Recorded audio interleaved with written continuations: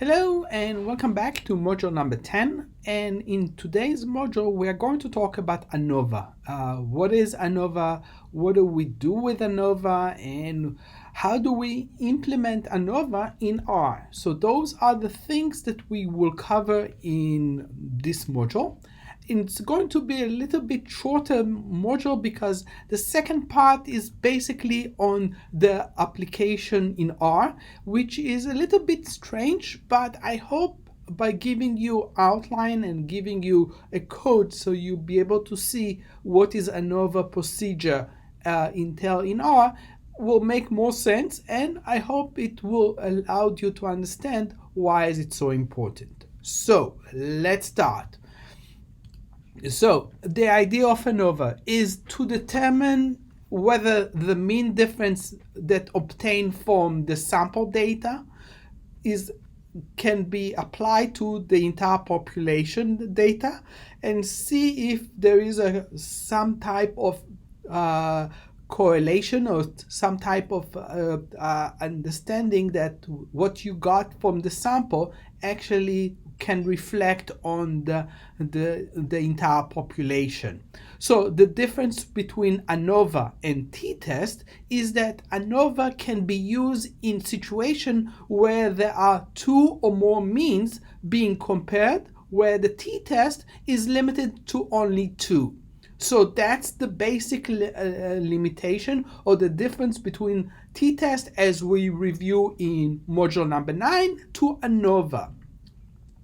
The ANOVA basically is analysis of variance, is to protect us as researcher from risk of type 1 error, where the situation of the study compare more than two population means. And as you remembered, when we are applying hypothesis testing, we have the fear of type 1 and type 2. And in this case, the use of ANOVA can protect us from taking type 1 error.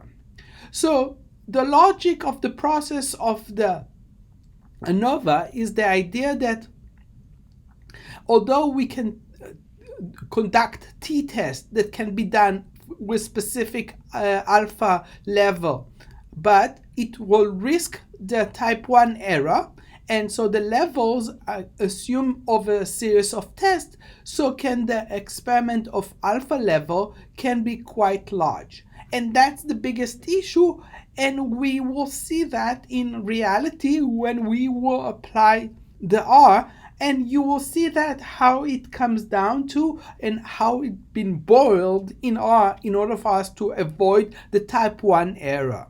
So ANOVA allowed us to evaluate all the mean differences in a single hypothesis test using a single alpha level, and thereby keep the risk of type 1 error under control no matter how many different means are being compared, which is a very good thing. And again, I want you to keep it in mind because again, one of the things that you will be asked in the future is how can you know is the mean that you compared is actually matched to the sample or matched to the population. And although ANOVA can be used in a variety of different research situations, I will focus in this particular module on only independent measure designed to involve one independent variable. So you will have a better strong grip on the idea of ANOVA. So population, here in this case I have three types of population: treatment and the sample of it. And the issue is that ANOVA allowed us to again use the F ratio, which is a ratio of two sample variants. In the context of ANOVA, the sample variants are called mean square or MS. From now on, we will use this term MS as a way for us to measure to collect the mean square. So the top of the F ratio and the MS measure the size of the mean difference between the sample. So the bottom of the ratio of MS measure the magnitude of differences that would be expected without any treatment or effects out of it. So the F ratio has the same basic structure as independent measured T statistics as I presented in module number 8. So the F ratio is F equal obtained mean differences divided by differences expected by chances without a treatment, and this is what it goes to. With regard to the validity, it is the difference between the treatment variance and within the treatment variance, and we in the first between the treatment we measure the difference due to systematic treatment effect or random unsystematic factor. In within the treatment, we measure the difference due to random or unsystematic factor that can affect the outcome.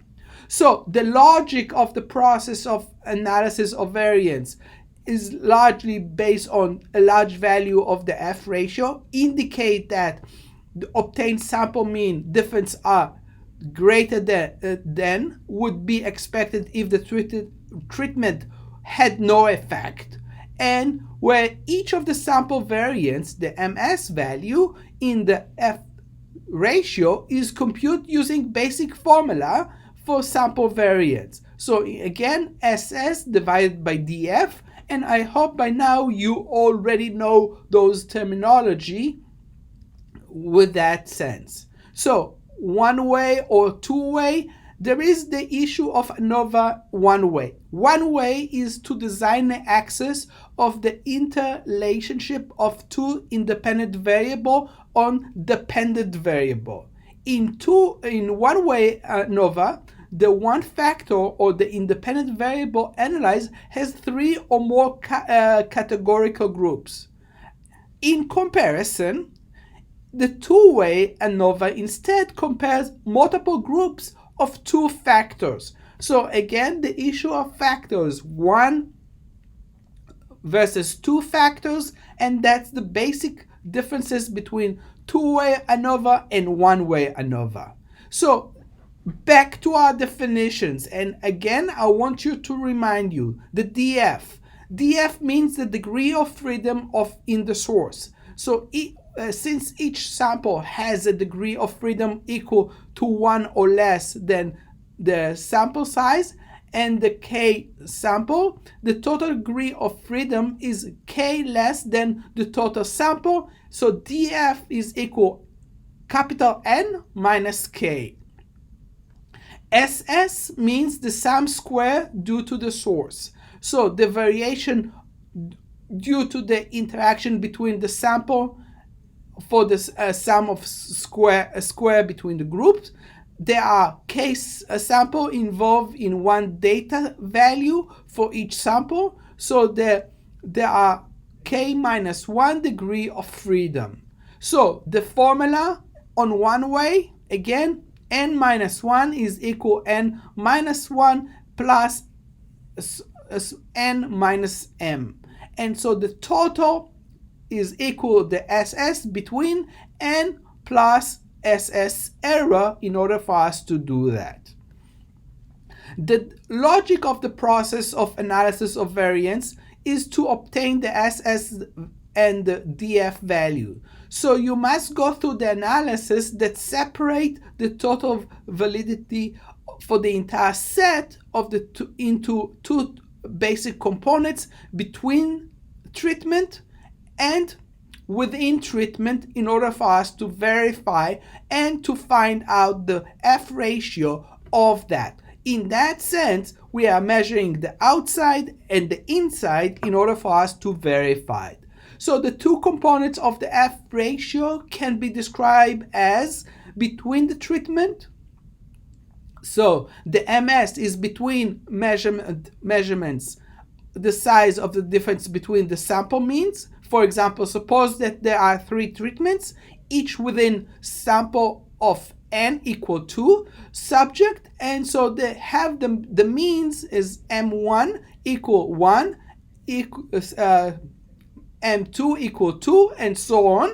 So as know, there are three means that are different, that is, they are variable in that sense. So by computing the variance of the three means, we can measure the size of the difference between them. So although it's possible to compute the variance for the set of the sample means, it is easier to use the total t for each sample instead of the mean. So the compute variance for the set of t values. So this is where the logic come into play. So we are basically measuring the treatment of the treatment effects, and we are trying to minimize the chances of sample error, as we reported that we are concerned about that as type 1 in hypothesis testing.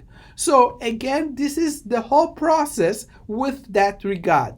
Within treatment, we are using the MS to measure the size of the difference that exists inside each sample. Because the individuals in a sample receive exactly the same treatment, any difference within the sample cannot be caused by different treatment. And I want you to again digest that, because this is a key component. And by understanding that, you have to treat that in the same way. So those differences are caused by only one source, chances or error due to the sample that you took. So example, the unpredictable difference that exists between individual scores are not caused by systematic factors that are simply considered to be random chances or error. So this is, I know it's a big chunk, and I'm talking theoretical in a sense. I will try to show that in R and try to go through all the process in that, so you will have better understanding. Back to our F ratio, and again the F ratio becomes the treatment effect plus minus the chances or the error divided by the chance or error in order for us to do that. When the null hypothesis is true and there are no differences treatment, the F ratio is balanced. So that is, the treatment effect is 0, and the top and bottom of the F ratio are measured the same variance. In this case, you should expect that the F ratio near 1.0. When the sample data produce the F ratio near 1, you will conclude there is no significant treatment effect on the measurements. So on the other hand, when a large treatment effect will produce a large value of the F ratio, we will need to declare that when the sample data produce a large F ratio, we will reject the null hypothesis and conclude that there is significant difference between the treatment. And so to determine whether the F ratio is large enough, we will select the alpha level and find the DF values for both values with regard to the F ratio, and consult the F distribution table to find the critical value. So if I will need to sum up this idea in a simple table. I will have two columns. The first, the final goal of the ANOVA, is a F ratio, and the F ratio is basically what I have said before, is the variance between treatment divided the variance within treatment. And under the second row, each variance in the F ratio is computed as SS divided by the DF, and the difference between the treatment, which is the SS between the DF between, and the variance within the treatment, the SS within and the DF within. So to obtain each of the SS and the DF value, the total result is analyze the two components, the SS total and the DF total, and again we are adding up the SS between and within, and the same goes to the FDF. So this is where we come into some procedure that allowed us to define what is the DF, what is the SS, what is the MS, and what is the F stands for with that regard. I also like to remind you about post-test, and as we discussed it in large module number 8, when we are testing a null hypothesis for ANOVA, we are generally talking about the population. And when there are no means differences between the treatment being compared, then the null hypothesis is rejected, and the conclusion is that there are significant mean differences. But, however, with that summary, we need to say that ANOVA simply established that the difference exists. It does not indicate which treatment are different, and that's important for us to understand. So the idea here is that within two treatments, this creates a problem. Specifically, you must follow ANOVA with additional tests called post-test to determine exactly which treatments are different and which are not. And so we are getting into a little bit more complex situation, and we need to be aware of it, and we need to address it by applying the post-tests. So those tests done after ANOVA is being tested, where the null hypothesis is rejected, with two treatment conditions. The test compare the treatment two at a time to test the significance of the mean differences. So the measurement of the effect size and the variance, the analysis of the variance. As I said before, the hypothesis again can be tested, verified, but we need to make sure that we are not stepping on error type 1 in that sense by establishing it. So, to supplement the hypothesis test, it is recommended that you will calculate the measurement of the side effect side in order for you to have all the total count for all the procedure that you conducted.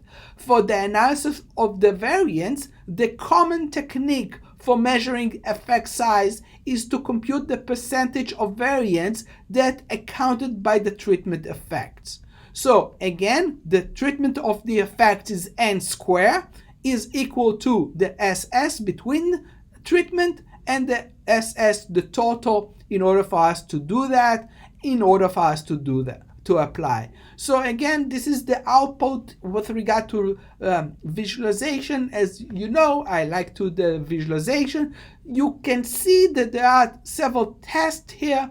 The placebo test, the drug A test, the drug B test, and the drug C test, and we are trying to compare them in order for us to validate our result. Okay, so this is the framework we are working with ANOVA, but now I will take it to R in order for me to simplify the process. Why? Because I think, and again, this is my intuition to believe, that R makes the whole process a little bit simpler with regard to the steps that you need to take, and basically simplify the test that we went through theoretically with regard to what we actually do. So the data name for ANOVA, again, is the X variable versus the Y variable, and IS is the data name for ANOVA, and in this case, ANOVA.test1, and I will obtain all the data in that, and I will say in these notes that notes an object, and I will say that I would like to have the IS be applied, and I would also like to have a summary of the result. And so in this case, the AOV is where we will compile everything together, and we will have a summary to provide us what we have. The R will give you the result of the DF, the square mean, and the square F value in one take. Again, save you time, energy, and I hope make more sense with regard to how we apply that. And so this is where the R come into play with that. So what is it that the R result give us? So here we see the p-value is greater than 0.05, which is significant level, and why we do not reject the null hypothesis. That is, we would not be able to prove our hypothesis. So we're going to see more in my PDF file that you're going to see in this next section. And in this case, again, I broke it down. I hope the best I can do with data frame, and I'll try to make it as much as possible transparent, and I apply that in one way ANOVA. So we are going to see 6 different inspect separation in that level, in 6 level, where we're going to see if there is difference in the number of insert found in the field after each independent variable calculation. So in this case, I use inspect as my data set, and I'm trying to apply that into a data frame and try to do that. I will provide you with the data set so you will be able to apply the process. Try to start with descriptive statistics into that, and then add a little bit more complex ability to apply what it is, and then try to run the one-way ANOVA, which is one-way dot test, in order for us to test it, and then using ANOVA, using AVO in order for us to apply that. I gave you a summary what I expected to see. I want you to practice it. This is a real example that, again, if you will understand the process, you understand the steps in there. I broke the steps into each step. I outlined what I want to see in order for us to conduct the ANOVA analysis, and I hope it makes more sense.